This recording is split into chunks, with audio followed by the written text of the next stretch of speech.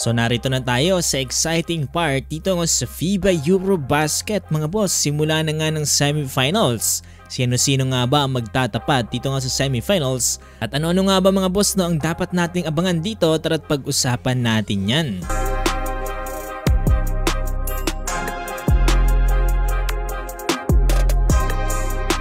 Matapos nga mahigpit na laban dito nga sa quarterfinals, ngayon ay magtatapat na ang ilan sa mga teams na napaka-exciting mapanood. Ang isa nga dyan mga boss ay ang kupunan ng Greece at itong Turkey. Kung pagbabasihan natin ng 2025 FIBA World Rankings ay medyo may malaking agwat ang pagitan dito nga ng Turkey at ito ng Greece. Ang Greece kasi ay number 13 samantalang ito namang Turkey ay number 27. Dahil kinabibilangan sila ng ilan sa mga NBA players ay hindi natin pwede basta-basta maliitin ang dalawang teams na to.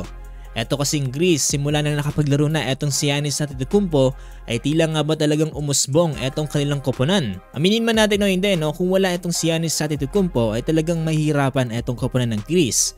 Imagine, etong si Giannis ay nag-average ngayong Eurobasket ng 29 points, 9 rebounds at 3 assists. Samahan pa natin yan ng 1.4 steals a game. Imagine, ganyang kalaking puntos ang binibigay ni Giannis alone dito nga para sa Greece. Talaga masasabi natin na itong si Giannis ang key player dito nga para sa koponan ng Greece. Pero bukod kasi kay Giannis ay meron din tayong ilan mga players na dapat nating matyagan dito nga para sa koponan ng Greece.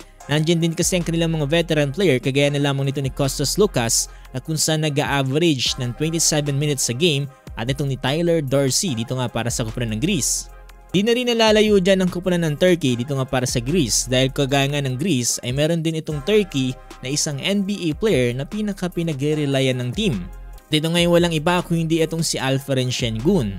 Etong si Baby Joker ay nag-average ng 23 points, 7 rebounds, 3 assists, 1.7 steals at samahan pa natin yan ng 2 blocks. Sa naging group phase nila mga boss no, etong si Alperen Şengün din ang isa sa merong pinakamalaking tulong kung paano nga nila natalo etong koponan ng Serbia.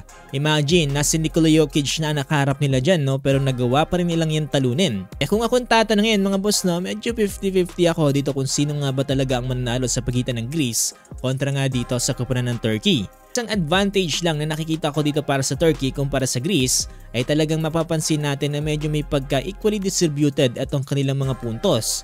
Kumpara kasi sa Greece mga boss, no, makikita natin yung napakalaking margin ni Giannis. Dito sa Turkey mga boss, makikita natin na halos lahat ng mga players dito ay nagagamit. Patid nga rin pala itong si Giannis Antetokounmpo na pinag-aaralan na itong ang koponan ng Turkey at nag-i-ensayo na nga dyan dito nga para sa kanyang koponan. Abangan natin mga boss no, ang mga mangyayari dyan sa laban na yan, pero kung kayo ang tatanungin kanino kayo dito, Turkey o Greece? Huwag niyong kakalimutan i-follow itong ating page for more basketball updates kagaya nito.